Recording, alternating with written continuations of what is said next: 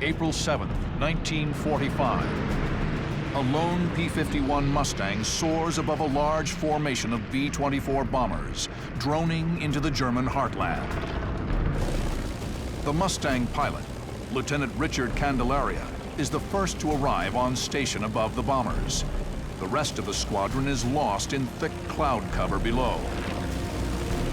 I had gotten to the rendezvous point about 3 or 4 minutes before the rest of the squadron got there. They said, we'll be there in 2 or 3 minutes. Candelaria keeps his eyes outside the cockpit, scanning the sky. The D-model Mustangs featured a bubble-type canopy that greatly improved visibility over previous models. With the D model, you can look all over the place. You have great visibility because the radar of a Mustang is your eyes. At 7 o'clock low, the young lieutenant spots something. First, I saw what looked like specks getting bigger, and then I realized they were ME-262s because they were coming fast. I'd seen them before, I had chased them before, but had never been able to catch one. The ME-262 is the world's first operational jet fighter. It's a quantum leap in technology that points to the future of air combat. The 262 is over 100 miles per hour faster, more heavily armed, with a faster rate of climb. But the slower Mustang can outturn the 262, and it had a higher service ceiling, altitude, that Mustang pilots could convert to speed. The ME-262s are here, closing fast on the bombers. Candelaria is here, a lone Mustang against 2 jets. The only thing I could do to stop them was to run head-on into them. Candelaria wings over and dives.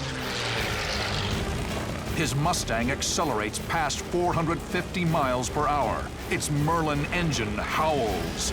He barrels toward the enemy jets, head on. Candelaria angles for a shot, but the Germans surprise him. The rate of closure was really great, and they did something that I didn't expect. They nosed down slightly, not a great deal, but slightly, but it threw me off because I couldn't line up on them. Candelaria must do something. They were going to go below me, so at that point I still had my external tanks on them. So I jettisoned them, hoping that maybe I'd be able to hit them with the tanks.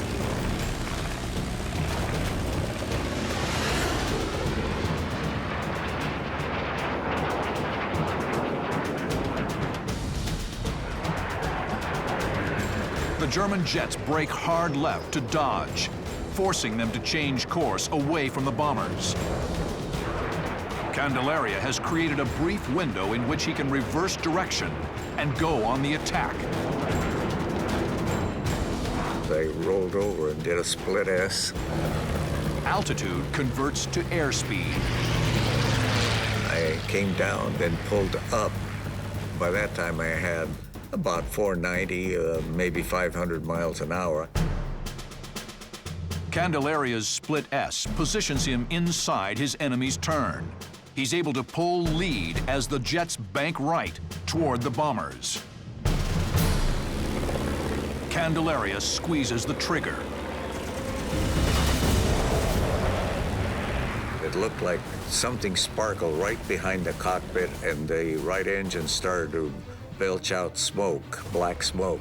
So I knew I'd hit it at least in the engine. The stricken jet dives beneath the clouds. Candelaria is uncertain if he's killed the 262, but he doesn't have time to think about it. As I started to level off, I saw something like glowing tennis balls going by my right wing. My crew chief had put some little round mirrors on the top of the canopy, and when I looked up in the mirror, I saw the nose right behind me. As Candelaria focused on the leader, the enemy wingman slid in on his 6 o'clock. I broke left, hard left, because the bombers were on my right. So if they were going to chase me, they'd be going away from the bombers. An explosive 30mm cannon shell strikes Candelaria's right wing. The Mustang bucks, but he holds the turn. The German jet can't turn with the Mustang and quickly overshoots. So I just broke to the right to try to get on him, and he was just going way too fast. The German jet effortlessly pulls beyond reach.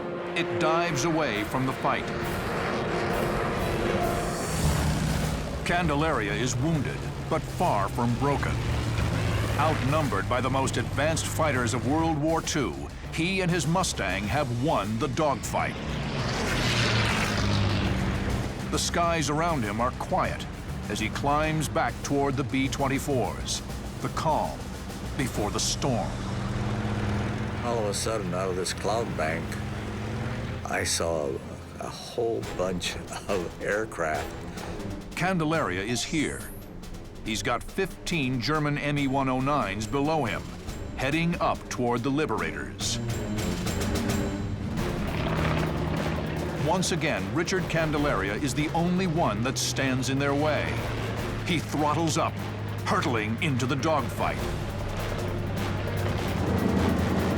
The American targets the group leader. Candelaria maneuvers for a shot. I was trying to pull lead on him. I found out that I wasn't going to be able to, because in order to do that, I'd have been heading toward the bombers.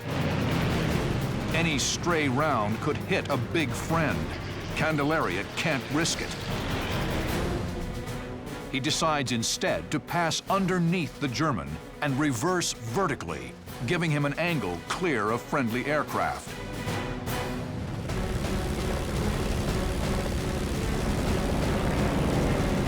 I went right on past underneath him, under his left wing, came back up. Candelaria yanks the stick back. An excruciating 6G pull. The 109 opens up on the B-24s, lobbing cannon shells at long range. One of the engines on the closest bomber is blown out. I came back and started to get on his tail. That's when he started his maneuvering. The 109 dodges Candelaria. He was making a fool out of me. Every time I'd try to get the gun sight on him, he'd do something fancy, and I'd go sailing past him to one side or the other. The other 109s hang back, allowing their skilled leader to dispatch the American. The lethal ballet continues. The 109 pulls left and begins a tight loop. He rolled over on his back, and I was just under him, and we started turning, trying to outturn each other, and I could look up and see him, and he could look down and see me.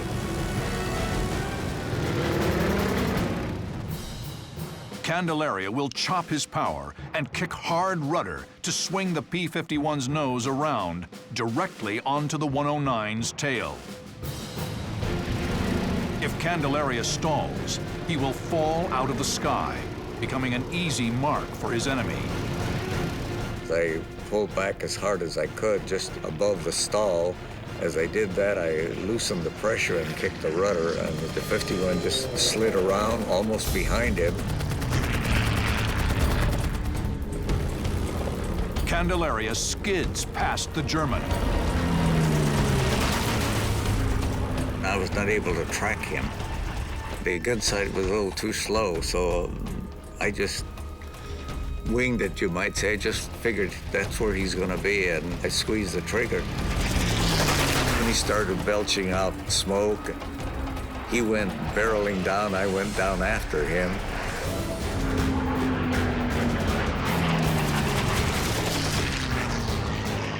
Then I saw him bail out.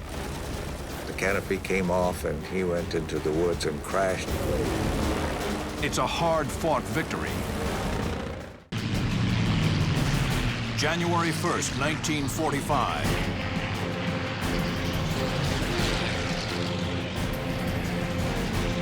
At 9:20 a.m., the men of the 352nd Fighter Group, the blue-nosed bastards of Bodney, take to the skies over Y-29. Lieutenant Ray Litke with his wingman Al Rigby accelerate away from the airfield. Suddenly, Al Rigby spots an FW-190 swinging in behind his flight lead. Rigby instinctively calls a left brake. If Litke brakes left and the 190 follows, Rigby will have an easy shot at the German. So I said, Litke, brake left. I don't know what kind of tones I used, but he did, and that Focke-Wulf 190 was right on his tail. The move works.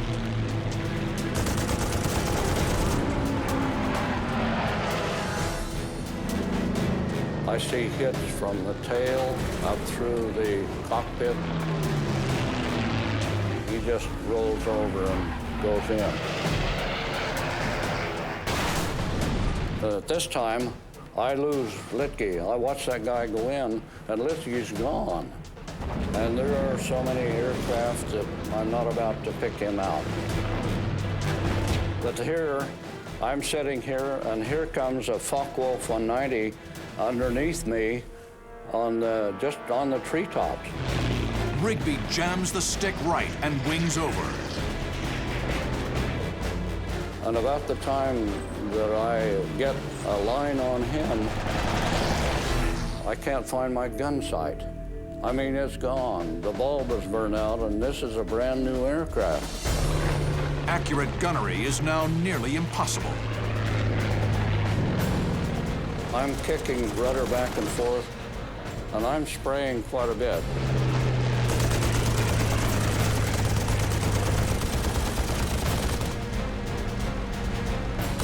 Incredibly, Rigby scores hits.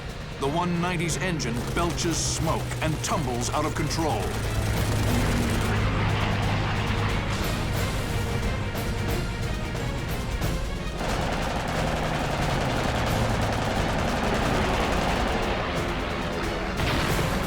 Rigby soars over the wreckage of his victim and heads back toward Asch. Meanwhile, Lieutenant Sandy Moats and his wingman throttle up and join the furball. Immediately, tracers engulf the Mustangs. A pair of 190s are making a high-speed attack. Moats will use the 190's speed against them. Along with his wingman, he'll break into the attack, forcing the 190s to overshoot.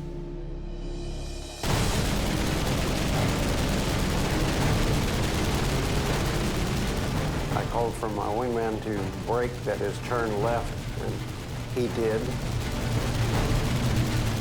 The one that was beside me overshot, and as I came in behind him, he got right in my gun sight.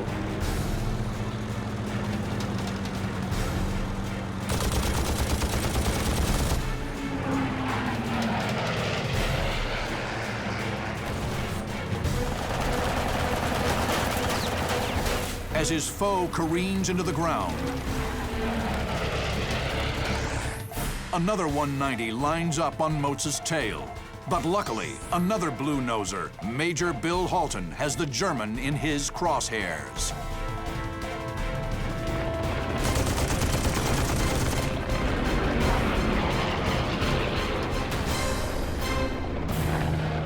Moats flies on, soaring into the midst of a swirling dogfight in the slag heaps.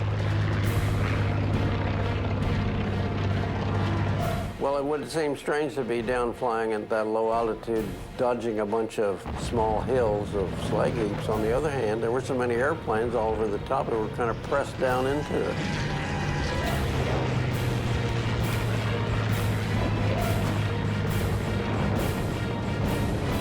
A half-mile west of Moats, screaming across a snow-covered field. P-47 pilot Bob Brulle is still locked in a 300-mile-per-hour chase, scant feet off the ground. He's fired volley after volley, but scored no hits. The first dogfight I'm in, I couldn't stop shooting, but I finally did stop and just followed him a little bit behind him, a little bit above him. Then I saw a puff of smoke from his engine. And I immediately retarded the throttle because I thought, I'll bet he pulled his throttle back.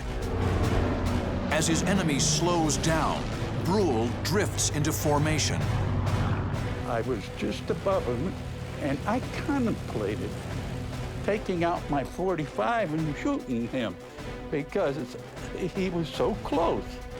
To prevent a stall, the 190 is forced to accelerate. Suddenly, a tree stand looms in front of him. The Focke-Wulf pitches up to avoid the obstacle. And as he pulled up, I was able to pull a lead on him and got a good burst into him. At 350 miles per hour, the 190 bellies in.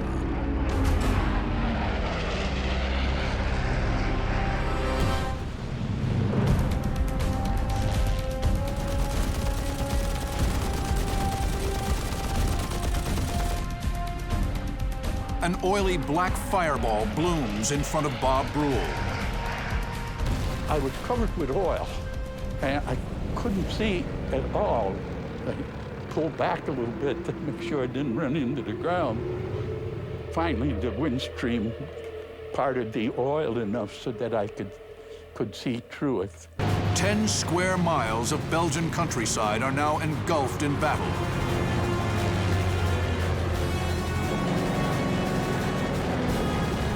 The Americans have bloodied the enemy, but they're still outnumbered. The fight is far from over.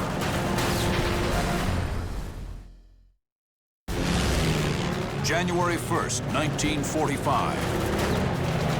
The fight over Y-29 intensifies. The stakes couldn't be higher. This is a key battle in the midst of a wider German air offensive. If the Allies are victorious on this day, the Luftwaffe will be broken as a fighting force. In stunned amazement, personnel on the ground watch the battle unfold. People were just standing there watching like a football game. Get that guy.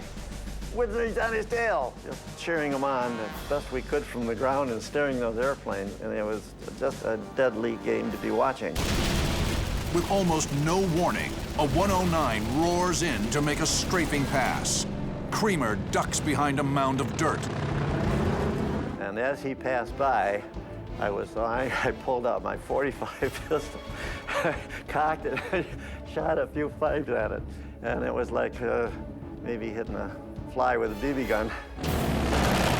Above the airbase, the combat reaches a fever pitch. It's become a grueling test of endurance. Pilots fight exhaustion. They must stay aggressive while conserving fuel and ammunition. Lieutenant Al Rigby returns to the action. He spots a P-47 with its right wing on fire. It's Lieutenant Jack Kennedy, whose jug was hit hard early in the fight. Kennedy has managed to turn the tables on the 109s that attacked him, despite the damage to his Thunderbolt. And I see the P-47, he fires on the 109, and I see a couple of strikes on the tail. That 109 cranks that thing around, the P-47 mushes to the outside, and I'm down here, so I just come up from beneath and between them.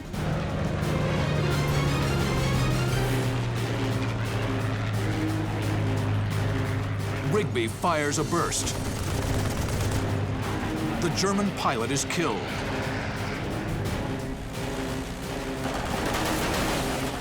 The 109 lurches over, allowing Thunderbolt pilot Jack Kennedy to break off and retreat into the clouds.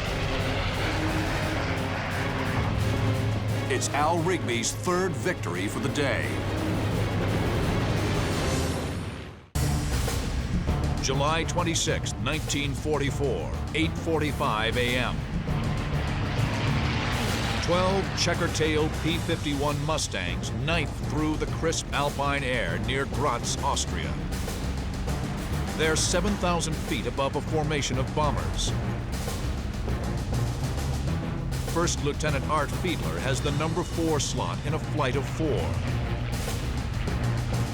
We were long-range bomber escort. When we flew the 51, we could fly at least 650 miles. Fiedler settles in for another uneventful 5-hour mission. Pilots call them milk runs. But just minutes into the mission, Fiedler spots something strange. I look down to the left, and I see the most incredible formation I have ever seen. I see 8 airplanes flying line abreast, almost wingtip to wingtip. And there's not only one row, there are 8 rows of them. There are 64 airplanes. This is a fantastic formation. Fiedler calls out the bogies. Somebody said, they're P-51s. And I said, how can they be P-51s? I never saw 51s fly in a formation like that. Within seconds, Fiedler's worst fears are realized. The mystery planes are Focke-Wulf 190s, Germany's most advanced piston-engine fighter. Their 30mm cannons lay waste to the bombers. At this particular juncture, I said, they're bogies and they're hitting the bombers, I'm gone. I decide that if I shoot at the lead row of them, if I can hit any of them and have them pull up, that we can break the formation up and they'll stop shooting at the 17s. But as he pulls up from his attack run, he's met with a horrifying sight. There are 17s falling, pieces of them are falling. I see a B-17 roll over on its back, start down and spin. Second spin, the tail came off of it. There's at least 20 chutes. I've got to be careful where I'm going. I don't want to run into anybody. Fiedler rolls away from the carnage, then spots a lone FW-190. Fiedler banks easily onto the German's tail and closes in for the kill. Suddenly, the 190 knifes hard right. Fiedler loses the bandit in the chase. The 190 pitches down into a steep dive.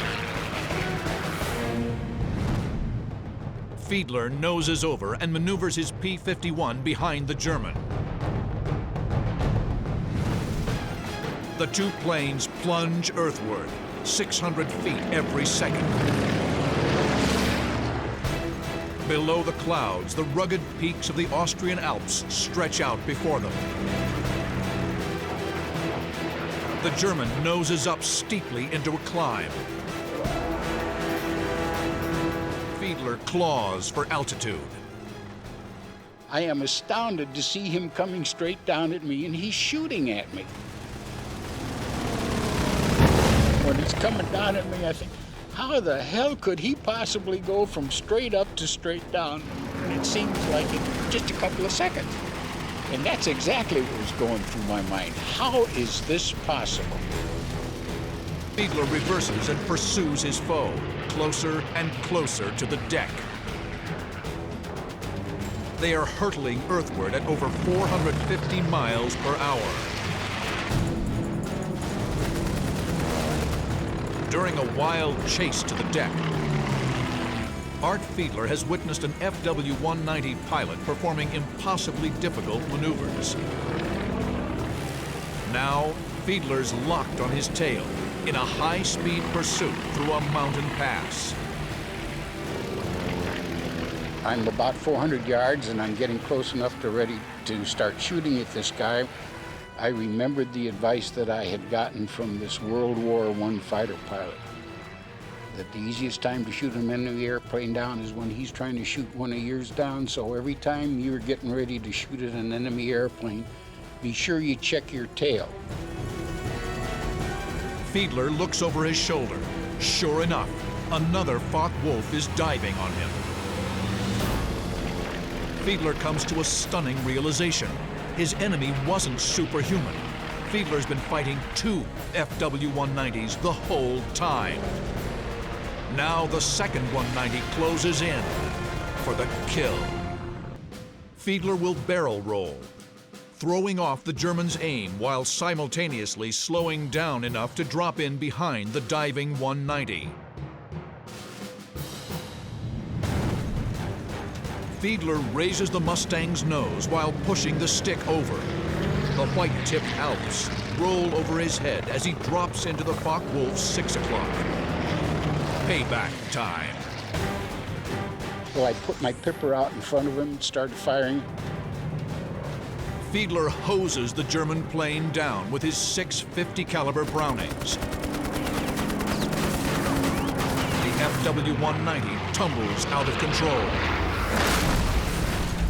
And he crashed right there beside that barn. Scratch one for Fiedler. But the first Focke-Wulf is somewhere up ahead. So I keep going down the valley at full speed. I guess I travel about a minute and a half, and the canyon turns off to the left. And of course, I follow the canyon, and we now come to a wide expanse. And as I start looking around, I look at that mound, and here comes an airplane right at me. But then, a friendly voice crackles through the radio.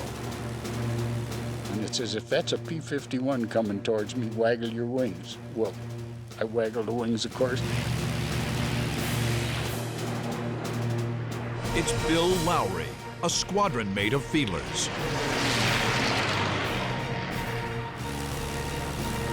The two Mustangs form up and search the skies for targets. Suddenly, Lowry dives for the deck. As I look down there, I see a trail of black smoke from as far to the right as I can see. A wounded German Me-109 flying just above the ground. Lowry saddles up for an easy kill.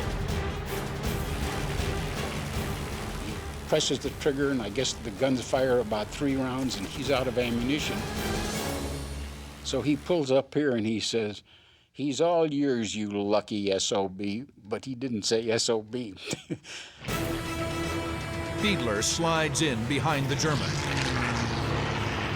I'm pulling up kind of slow on this 109, who's still going balls to the wall and smoking black smoke.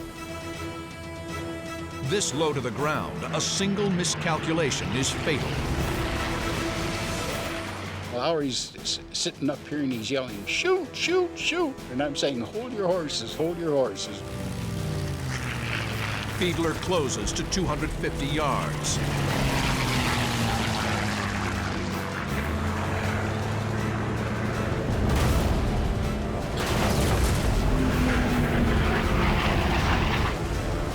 The panicked German elects to bail out, 10 feet off the ground at nearly 400 miles per hour.